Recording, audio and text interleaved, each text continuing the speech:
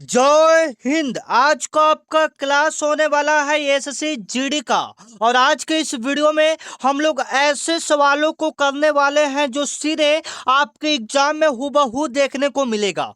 पिछले कुछ दिनों में एसएससी जीडी का एग्जाम हुआ है और जो सवाल पूछे जा रहे हैं, जिस लेवल पर आपका सवाल पूछा जा रहा है सेम टू सेम वैसा ही सवाल आज के इस वीडियो में बताएंगे, जो कि सीधे आपके एग्जाम में देखने को मिलेगा। साथियों, आपको पता है पंचवर्षीय योजना से संबंधित आपके एसएससी जीडी में सवाल बन रहा है। तो आज का आपका पहला प्रश्न है साथियों, जो कि सीधे कल या परसों के पेपर में सेम टू सेम यही प्रश्न देखने को मिलेगा। आपका सवाल है, द्वितीय पंचवर्षीय योजना किस मॉडल पर आधारित था। यह जो सवाल है साथियों वेरी वेरी इंपॉर्टेंट है, जो कि सीधे आपके एग्जाम में पूछा जाएगा। द्वितीय पंचवर्षीय योजना किस मॉडल पर आधारित था। और आपके एग्जाम में यह सवाल पूछा जा चुका है कि प्रथम पंचवर्षीय योजना किस मॉडल पर आधारित था। ये आपको 27 अप्रैल का जो फर्स्ट शिफ्ट का एग्जाम हुआ था उसमें पूछा जा चुका था। प्रथम पंचवर्षीय योजना किस मॉडल पर आधारित था और द्वितीय पंचवर्षीय योजना आपके एग्जाम में पूछे जाने वाले प्रश्न, तो आप इसको कवर कीजिएगा। ये जो आधारित है साथियों पीसी महालनोबिस मॉडल पर आधारित था। और जो पहला पंचवर्षीय योजना था यह हेरोल्ड डोमर मॉडल पर आधारित था। यहाँ से सवाल आपके एग्जाम में पूछा जाएगा साथियों, तो आप याद रखिएगा। एक और संभावित प्रश्न है कि प्रथम पंचवर्षीय योजना का कार्यकाल क्या था, तो 1951 से 1956 था। प्रथम पंचवर्षीय योजना का कार्यकाल क्या था साथियों, 1951 से 1956 था। और प्रथम पंचवर्षीय योजना का उद्देश्य क्या था साथियों, तो कृषि को बढ़ावा देना।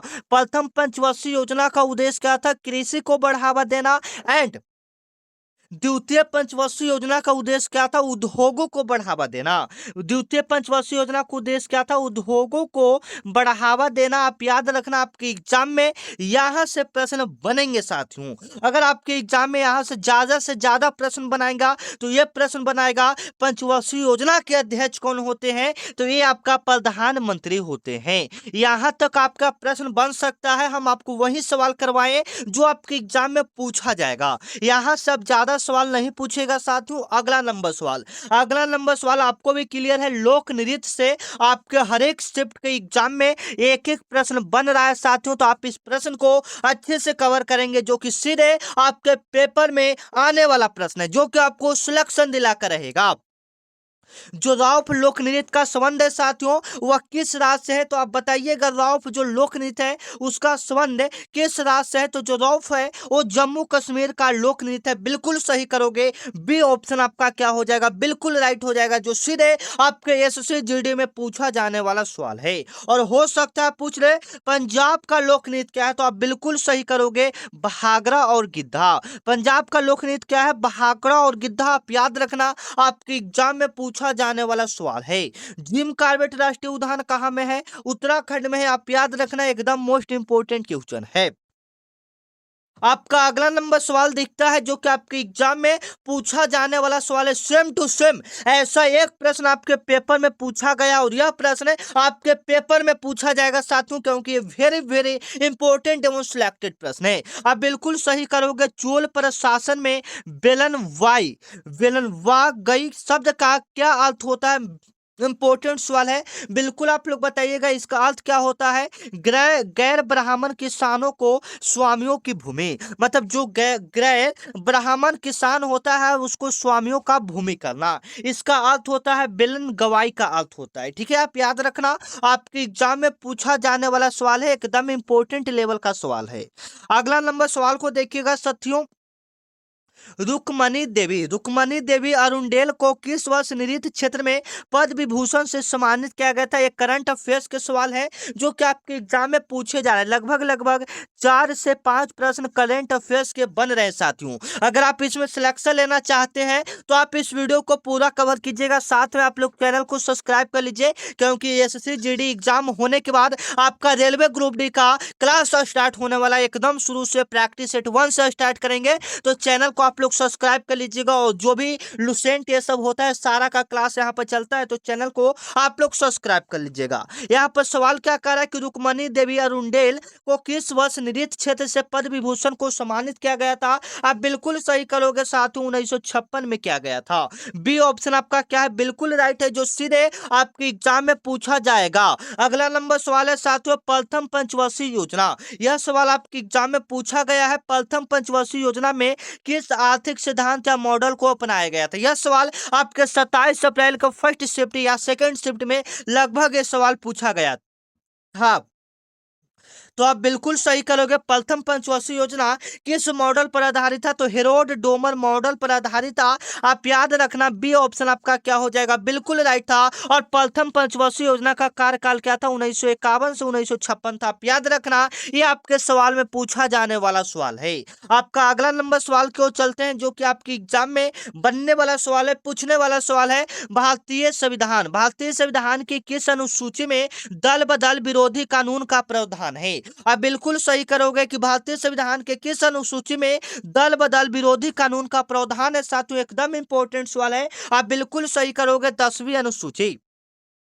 जो दल बदल विरोधी कानून है वह किस अनुसूची में है? 10वीं अनुसूची में। अनुसूची से भी आपके एग्जाम में सवाल बना है साथियों, पूछेगा आपके संविधान में टोटल कितने अनुसूची? आप बिल्कुल सही करोगे, 12 अनुसूची है। और अनुच्छेद की बात करेगा तो 395 अनुच्छेद है, आप याद रखिएगा। और कोशिश करिए कि जो भी सवाल आपको करवाया जा रहा है उसका जवाब कमेंट में दीजिए। लास्ट में हम आपसे पूछेंगे 20 में से कितना स्कोर किया। मान लीजिए आपका यहाँ पर एग्जाम ही हो रहा है साथियों, और 20 में से कम जैसा भी हो तुक्का लगाकर या एक्सपेक्टेड करके 15 प्लस प्रश्न को सही करिए। अगर आप यहाँ पर 15 प्लस प्रश्न सही करते हो तो आप अपने एग्जाम में हो सकता है 15, 16, 17 प्रश्न सही कर सकते हो जीके में। तो कोशिश कीजिए कि यहाँ पर 15 प्लस प्रश्न सही हो जाए। यहाँ पर जिस लेवल से हम क्वेश्चन बता रहे हैं वो सीधे एग्जाम बेसिक ही प्रश्न है। अगला नंबर सवाल है कि निम्नलिखित में से कौन सा एंजाइम वसा को पचाने में मदद करता है? बताइएगा, निम्नलिखित में से कौन सा एंजाइम वसा को पचाने में मदद करता है?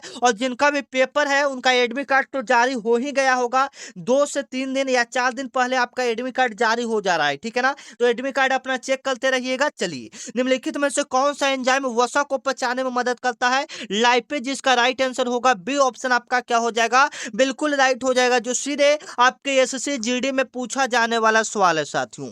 आपका अगला नंबर सवाल है कि जनगणना 2011 के अनुसार भारत के किस केंद्र शासित प्रदेश में सबसे कम लिंगानुपात दर्ज हुआ है? लिंगानुपात कहने का मतलब है साथियों कितना पुरुष पर कितना महिलाएं हैं, इसी को लिंगानुपात।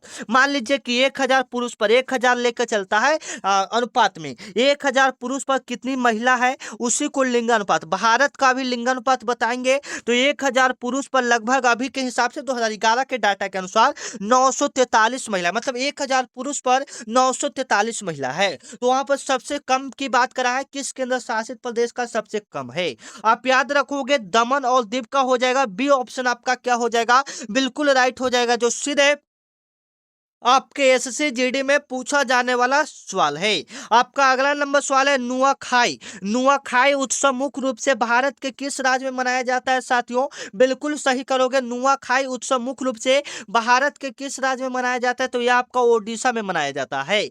बी ऑप्शन आप लोग क्या करेंगे, बिल्कुल राइट करेंगे, जो सीधे आपके एग्जाम में आने वाला सवाल है साथियों। नुआखाई उत्सव मुख्य रूप से भारत के किस राज्य में मनाया जाता है? तो ओडिशा राज्य में मनाया जाता है। बी ऑप्शन आपका क्या हो जाएगा, बिल्कुल राइट हो जाएगा, जो सीधे आपके एग्जाम में पूछा जाने वाला सवाल है। आपका अगला नंबर सवाल को कवर करेंगे, विजयनगर साम्राज्य के किस शासक ने गज भेटकर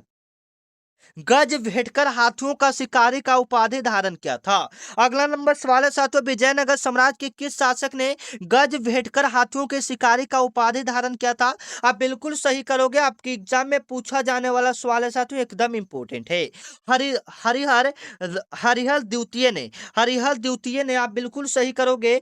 सॉरी यहाँ पर थोड़ा सा मिस्टेक हो रहा है साथियों। देवराय द्वितीय ने गज भेटकर हाथियों का शिकारी का उपाधि धारण किया था, मतलब किस शासक को हाथियों का शिकारी का उपाधि धारण था? तो देवराय द्वितीय का। आप याद रखना, आपके एग्जाम में पूछा जाएगा ऐसा सवाल साथियों, ठीक है। अगला नंबर सवाल मोस्ट इंपोर्टेंट है, जो कि सीधे आपके एग्जाम में बन सकता है कि भारत में पहली बार वैज्ञानिक आधार पर राष्ट्रीय आय की गणना किसने किया था। ये मोस्ट इंपोर्टेंट सवाल है जो कि सीधे आपके पेपर में बनेगा। साथियों बताइएगा, भारत में पहली बार वैज्ञानिक आधार पर राष्ट्रीय आय का गणना किसने किया था। साथियों आप बिल्कुल सही करोगे साथियों, BKR राव ने किया था। बी ऑप्शन आपका क्या हो जाएगा, बिल्कुल राइट हो जाएगा, जो सीधे आपके पेपर में बनने वाला सवाल है कि भारत में पहली बार वैज्ञानिक आधार पर राष्ट्रीय आय की गणना किसने किया था। VKR राव ने किया था। बी ऑप्शन आपका क्या हो जाएगा, बिल्कुल राइट हो जाएगा, जो कि सीधे आपके SSC GD में पूछा जाने वाला सवाल है। आपका अगला नंबर सवाल है साथियों, प्रसिद्ध सतरिया नृत्य को संगीत नाटक अकादमी द्वारा किस वर्ष सतरिया नृत्य के रूप में मान्यता दिया गया था। मतलब जो सतरिया नृत्य है उसको शास्त्रीय नृत्य के रूप में मान्यता कब दिया गया, संगीत नाटक अकादमी के द्वारा। आप बिल्कुल सही करोगे, आपके पेपर में बनने वाला सवाल है साथियों। आपका जवाब क्या आना चाहिए, पूरे 2000 ईस्वी में इसको मान्यता कब दिया गया था, तो पूरे 2000 ईस्वी में। आप याद रखना, बी ऑप्शन आपका क्या हो जाएगा, बिल्कुल राइट हो जाएगा, जो सीधे आपके पेपर में बनने वाला सवाल है साथियों। आपका अगला नंबर सवाल है, ब्लू फाइटिंग सांडों की लड़ाई किस देश का राष्ट्रीय खेल है। ब्लू फाइटिंग या सांडों का लड़ाई किस देश का राष्ट्रीय खेल है। साथियों आप बिल्कुल सही करोगे, ये कहाँ का राष्ट्रीय खेल हो जाएगा। आपके एग्जाम में खेल से संबंधित प्रश्न पूछा जा रहा है साथियों, तो आप बिल्कुल सही करोगे साथियों, स्पेन को। ये ऑप्शन आपका क्या हो जाएगा, बिल्कुल राइट हो जाएगा, जो कि मोस्ट इंपोर्टेंट एवं पावरफुल क्वेश्चन आपके एग्जाम में पूछा जाने वाला है। आपका अगला नंबर सवाल है, कावेरी नदी जल विवाद मुख्य रूप से किन राज्यों के बीच है। आपका जवाब आना चाहिए, कावेरी नदी जल विवाद मुख्य रूप से किन राज्यों के बीच है। साथियों आप बिल्कुल सही करोगे साथियों, कर्नाटक, तमिलनाडु, केरल और पांडुचेरी। मतलब कावेरी जो नदी जल विवाद है वो मुख्य रूप से कर्नाटक, तमिलनाडु, केरल में भी है और पांडुचेरी में भी है। मतलब सी ऑप्शन यहाँ पर क्या हो जाएगा, बिल्कुल राइट हो जाएगा, जो कि आपकी एग्जाम बेसिक प्रश्न है, आपकी एग्जाम में पूछा जाएगा। अगला नंबर सवाल पुस्तक से भी एक दो पूछ ले रहा है, कोई शिफ्ट में, ठीक है ना। तो यहाँ से कवर कीजिएगा, the inheritance of loss, the inheritance of loss पुस्तक के लेखक कौन है साथियों, मोस्ट इंपोर्टेंट, आप बिल्कुल सही करोगे। द इनहेरिटेंस ऑफ लॉस पुस्तक के लेखक कौन है साथियों, बिल्कुल सही आपका होना चाहिए किरण देसाई। किरण देसाई एक बार देख लेते हैं, बिल्कुल सही है किरण देसाई। आपका बी ऑप्शन आपका क्या हो जाएगा, बिल्कुल राइट हो जाएगा, जो कि मोस्ट इंपोर्टेंट पावरफुल क्वेश्चन है। द इनहेरिटेंस ऑफ लॉस पुस्तक के लेखक कौन है, किरण देसाई है। बी ऑप्शन आपका क्या हो जाएगा, बिल्कुल राइट हो जाएगा। चलिए आपका अगला नंबर सवाल है कि किस वर्ष में प्रोजेक्ट टाइगर, किस वर्ष में प्रोजेक्ट टाइगर भारत में शुरू किया गया था। बिल्कुल सही करोगे, प्रोजेक्ट टाइगर किस वर्ष शुरू किया गया था साथियों। आपका जवाब आना चाहिए 1973 में शुरू किया गया था। सी ऑप्शन आपका क्या हो जाएगा, बिल्कुल राइट हो जाएगा। मोस्ट इंपोर्टेंट सवाल है साथियों, जो कि आपके पेपर में बन सकता है, इंपोर्टेंट सवाल है, आपके एग्जाम में आने वाला है। प्रोजेक्ट टाइगर 1973 में शुरू किया गया था, आप याद रखना। आपका अगला नंबर सवाल देखिएगा, सवाल आपका क्या कह रहा है साथियों, बांदीपुर, बांदीपुर राष्ट्रीय उद्यान निम्नलिखित में से किस राज्य में स्थित है। आपके एग्जाम में बनने वाले सवाल है, आप बिल्कुल सही करोगे, ये आपका कर्नाटक में स्थित है। बांदीपुर राष्ट्रीय उद्यान कहाँ में है, कर्नाटक में, आप याद रखिएगा। चलिए अगला नंबर सवाल है कि ओजोन परत से भी प्रश्न बना है साथियों, तो आप कवर करोगे। ओजोन परत वायुमंडल के किस परत में पाई जाती है। ऐसे तो सिंपल क्वेश्चन है, इससे थोड़ा सा टफ लेवल का बना है, ठीक है। आप बिल्कुल सही करोगे साथियों, ये समताप मंडल में स्थित है। ये कहाँ पर स्थित है, समताप मंडल में। ओजोन परत वायुमंडल के किस परत में पाई जाती है, तो समताप मंडल में, आप याद रखना। आपका अगला नंबर सवाल है साथियों, हाल ही में 16वें वित्त आयोग, हाल ही में 16वें वित्त आयोग के अध्यक्ष के रूप में किसे नियुक्त किया गया है। हाल ही में 16वें वित्त आयोग के अध्यक्ष के रूप में किसे नियुक्त किया गया है साथियों, आप बिल्कुल सही करोगे, अरविंद पनगढ़िया को। किसको किया गया है, अरविंद पनगढ़िया को। बी ऑप्शन आपका क्या हो जाएगा, ऑलरेडी सही हो जाएगा, जो कि सीधे आपके एग्जाम में बनने वाला सवाल है कि हाल ही में 16वें वित्त आयोग के अध्यक्ष के रूप में किसे नियुक्त किया गया है, अरविंद पनगढ़िया को किया गया है। बी ऑप्शन आपका क्या हो जाएगा, बिल्कुल राइट हो जाएगा। आपका अगला नंबर सवाल है साथियों, बिल्कुल सही करोगे, कथक नृत्य, कथक नृत्य में ठाट का क्या अर्थ है? कथक नृत्य में ठाट का क्या अर्थ है साथियों? आप अच्छे से कवर करोगे। आपके एग्जाम में आने वाला सवाल है कि कथक नृत्य में ठाट का क्या अर्थ होता है साथियों? आपका जवाब आना चाहिए कि ठाट का अर्थ होता है नृत्य का प्रारंभिक हिस्सा, जहां नर्तक धीरे धीरे हलचल शुरू करता है, उसे ठाट कहा जाता है। ठाट का क्या अर्थ होता है साथियों? तो नृत्य का प्रारंभिक हिस्सा जहां पर नर्तक धीरे धीरे हलचल शुरू करता है, ठीक है। और कथक मुख्य रूप से कहाँ का लोक नृत्य? तो आप बिल्कुल सही करोगे, यह यूपी यानी उत्तर प्रदेश, उत्तर भारत का एक महत्वपूर्ण लोक नृत्य है, जो कि सीधे आपके एग्जाम में पूछा जाएगा साथियों। आपका अगला नंबर हिंदी का सवाल को कवर करते हैं, जो कि सीधे आपके एग्जाम में कई कई सवाल बन रहे हैं। जैसे में अभी हमें जो डाटा के हिसाब से पता चला है, पत्र लेखन से भी सवाल बन रहा है, कुछ कुछ कोई सेंटेंस हिंदी में दे दे रहा है, उसका इंग्लिश पूछ रहा है, ऐसा ऐसा सवाल आपके एग्जाम में पूछा जा रहा है, ठीक है। तो चलिएगा अगला नंबर सवाल बताइएगा साथियों। उत्कर्ष शब्द का सही विलोम शब्द चुनिए। उत्कर्ष शब्द का सही विलोम शब्द क्या होगा साथियों? बिल्कुल सही करोगे साथियों, उत्कर्ष हो जाएगा बी ऑप्शन आपका क्या हो जाएगा? बिल्कुल राइट हो जाएगा। उत्कर्ष शब्द का सही विलोम शब्द क्या होगा? अपकर्ष होगा। आपका अगला नंबर सवाल है साथियों, निम्नलिखित में से शुद्ध वर्तनी वाले शब्द का चयन करें। निम्नलिखित में से शुद्ध वर्तनी वाले शब्द का चयन करें साथियों, बताइएगा कौन सा इसमें सही लिखा हुआ है। ऐसा एक सवाल आपके एससीजीडी में पूछा जा रहा है, बताइएगा शुद्ध वर्तनी वाले शब्द कौन सा हो जाएगा? बिल्कुल बी ऑप्शन आशीर्वाद, ऐसे लिखाता है साथियों, बी ऑप्शन देखिएगा सेम टू सेम ऐसा है। अगला नंबर सवाल है, जो इंद्रियों द्वारा न जाना जा सके वाक्यांश के लिए एक शब्द में क्या होगा? जो इंद्रियों द्वारा न जाना जा सके उसे एक वाक्य में क्या कहेंगे साथियों? बिल्कुल सही करोगे आप लोग, अतीन्द्रिय कहेंगे। क्या कहेंगे? अतीन्द्रिय कहेंगे। बी ऑप्शन आपका क्या हो जाएगा? बिल्कुल राइट हो जाएगा। जो इंद्रियों द्वारा न जाना जा सके उसे एक शब्द में क्या कहेंगे? अतीन्द्रिय कहेंगे। बी ऑप्शन आपका क्या हो जाएगा? बिल्कुल राइट हो जाएगा। आस्तीन का सांप, आस्तीन का सांप मुहावरे का सही अर्थ क्या है? आस्तीन का सांप मुहावरे का सही अर्थ क्या हो जाएगा साथियों? सभी बच्चे को पता है, इसका जवाब आप लोग के कमेंट में आना चाहिए, ठीक है ना। चलिए आपका अगला नंबर सवाल है साथियों, निम्नलिखित में से कौन सा बादल का पर्यायवाची नहीं है? निम्नलिखित में से कौन सा बादल का पर्यायवाची नहीं है साथियों? बिल्कुल सही आप लोग करेंगे, कौन सा बादल का पर्यायवाची नहीं होगा? बिल्कुल यहाँ पर जलद हो जाएगा, बादल का पर्यायवाची, नीरद हो जाएगा बादल का पर्यायवाची, पयोधर बादल का पर्यायवाची, लेकिन यहाँ पर जलज बादल का पर्यायवाची नहीं होगा। तो यहाँ पर सी वाला ऑप्शन मतलब ऐसा तो गलत होना चाहिए, लेकिन यहाँ पर ऑप्शन क्या मतलब क्वेश्चन के हिसाब से सही है, ठीक है। चलिए आपका अगला नंबर सवाल है साथियों, अर्क शब्द का अनेकार्थी शब्द क्या होगा? अर्क शब्द का अनेकार्थी शब्द समूह पहचानिए, क्या होगा? अर्क का अर्थ और क्या होता है? सूर्य होता है, बिल्कुल सही है। काढ़ा होता है, सही है। आका का पौधा होता है, ये सही है साथियों। ये वाला ऑप्शन आपका क्या हो जाएगा? बिल्कुल राइट हो जाएगा। जो सीधे आपके पेपर में बनने वाले सवाल है साथियों, आप बिल्कुल सही करोगे। आपका अगला नंबर सवाल है साथियों, रिक्त स्थानों को भरें। साहित्य और जीवन का डॉट डॉट डॉट क्या संबंध है साथियों? बिल्कुल आप लोग सही करोगे। साहित्य और जीवन का क्या संबंध है? बिल्कुल राइट आंसर आपका आना चाहिए, घनिष्ठ संबंध है। क्या संबंध है साथियों? घनिष्ठ, यानी घनिष्ठ ऑप्शन नहीं तो अन्याश्रित संबंध है। आपका अगला नंबर सवाल है, बिल्कुल राइट आंसर आपका जवाब आना चाहिए, गागर में सागर। गागर में सागर भरना लोकोक्ति का अर्थ क्या है साथियों? बिल्कुल आपका आना आना चाहिए, थोड़ो थोड़े शब्दों में बहुत कुछ कहना। बी ऑप्शन आपका क्या हो जाएगा? बिल्कुल राइट हो जाएगा, जो कि मोस्ट इंपोर्टेंट सवाल है, आपके एग्जाम में पूछा जाने वाला है कि गागर में सागर बहना लोकोक्ति का अर्थ क्या है? थोड़ो शब्दों में बहुत कुछ कहना। आपका अगला नंबर सवाल है साथियों, निम्नलिखित में से अशुद्ध वाक्यों का चयन करें। कौन सा इसमें अशुद्ध वाक्य होगा साथियों? बताइएगा अशुद्ध वाक्य कौन सा होगा, बताइएगा। अशुद्ध वाक्य,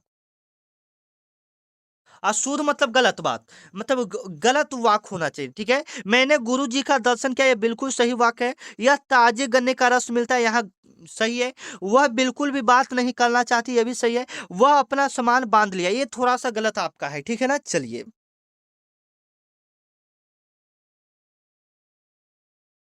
यहाँ पर क्या होना चाहिए था? उसने अपना सामान बांध लिया। चलिए आपका अगला नंबर सवाल है साथियों, वाचाल शब्द का सही विलोम शब्द क्या होगा? वाचाल का सही विलोम क्या होगा? जो ज्यादा बोलता है उसको वाचाल कहते हैं, ठीक है ना। और जो कम बोलता है उसको मितभाषी कहते हैं। उसको हम लोग क्या कहते हैं? मितभाषी कहते हैं। जो कम बोलता है उससे हम लोग क्या कहते हैं? मितभाषी कहते हैं, ठीक है ना। तो याद रखिएगा उसका उल्टा क्या हो जाएगा? मुख हो जाएगा, जो कि इंपॉर्टेंट सवाल है। आपका अगला नंबर सवाल है, जिसकी आशा न की गई हो उसके लिए एक शब्द में क्या होगा? जिसकी आशा न की गई हो उसे एक शब्द में क्या कहते हैं? अप्रत्याशित कहते हैं। ये ऑप्शन आपका क्या हो जाएगा? बिल्कुल राइट हो जाएगा। आपका अगला नंबर सवाल है साथियों, देखिएगा, अंधेरे नगरी मुहावरे का सही अर्थ क्या होगा? अंधेरे नगरी मुहावरे का सही अर्थ क्या होगा साथियों? आप क्या सही करोगे? अंधेरे नगरी मतलब अन्याय की जगह। बी ऑप्शन आपका क्या हो जाएगा? बिल्कुल राइट हो जाएगा। आपका अगला नंबर सवाल है, पत्थर का पर्यायवाची शब्द नहीं है, इसमें कौन सा पत्थर का पर्यायवाची नहीं है? क्या होगा साथियों? देखते हैं यहाँ पर। पत्थर को पाषाण भी बोलते हैं, उपल भी बोलते हैं, पाहन भी बोलते हैं, लेकिन ऊरग नहीं बोलता। ऊरग किसका पर्यायवाची शब्द होता है? यह सर्प का होता है। ऊरग किसका होता है? यह सर्प का पर्यायवाची शब्द होता है। आपका अगला नंबर सवाल है साथियों, शुद्ध वाक्य को चुनिए, इसमें कौन सा सही वाक्य लिखा हुआ है? आपका जवाब आना चाहिए कमेंट में। आपका देखते हैं, तो यहाँ पर आपका बी वाला ऑप्शन बिल्कुल करेक्ट होना चाहिए। बंदूक एक बहुत ही उपयोगी शस्त्र है। बी ऑप्शन इसका क्या हो जाएगा? बिल्कुल राइट हो जाएगा। आपका अगला नंबर सवाल है साथियों, अस्थावर का विलोम शब्द है। अस्थावर का विलोम शब्द क्या हो जाएगा साथियों? बिल्कुल राइट करोगे, जंगम। डी ऑप्शन आपका क्या होना चाहिए? बिल्कुल राइट होना चाहिए, जो कि इंपॉर्टेंट सवाल है, आपके एग्जाम में पूछा जाने वाला सवाल है। आपका अगला नंबर सवाल है साथियों, पावक किस संधि का उदाहरण है, या पावक का क्या अर्थ है? पावक किस संधि का उदाहरण है साथियों? बताइएगा। पावक मतलब होता है, एक तरफ से पानी समझिए, तो उसका उल्टा, सॉरी, पावक का मतलब तो उसका उल्टा जल हो जाएगा। पावक का मतलब अग्नि होता है। बी ऑप्शन हम लोग क्या करेंगे? बिल्कुल राइट करेंगे। आपका अगला नंबर सवाल है, दांतों तले अंगुली दबाने मुहावरे का अर्थ क्या है साथियों? चकित रह जाना। दांतों तले अंगुली दबाना यानी चकित रह जाना। बी ऑप्शन आपका क्या हो जाएगा? बिल्कुल राइट हो जाएगा। आपका अगला नंबर सवाल है, निम्नलिखित में से स्त्रीलिंग शब्द का चयन करें। स्त्रीलिंग शब्द यहाँ पर कौन सा होगा साथियों? बताइएगा। घी जैसे में यहाँ पर पुलिंग है, मोती पुलिंग है, दही पुलिंग है, ईख। ईख यहाँ पर क्या हो जाएगा? स्त्रीलिंग शब्द हो जाएगा। चलिए, अभी का विलोम शब्द क्या होगा? अभी का अनभिग हो जाएगा। बी ऑप्शन आपका क्या हो जाएगा? इंपॉर्टेंट हो जाएगा, जो सीधे आपके पेपर में पूछा जाने वाला सवाल है। तलवार की दहाड़ पर चलना। तलवार की दहाड़ पर चलना का अर्थ क्या है साथियों? बताइएगा। तलवार की दहाड़ पर चलना, इसका अर्थ है कठिन कार्य करना। ये ऑप्शन आपका क्या हो जाएगा? बिल्कुल राइट हो जाएगा, जो आपके पेपर में पूछा जाने वाला सवाल है साथियों। चलिए मिलते हैं नेक्स्ट वीडियो में, तब तक के लिए जय हिंद, वंदे मातरम। आपको क्लास कैसा लगा एक बार कमेंट करके जरूर बताइएगा। साथ में आप लोग चैनल को भी सब्सक्राइब कर लीजिएगा। जय हिंद।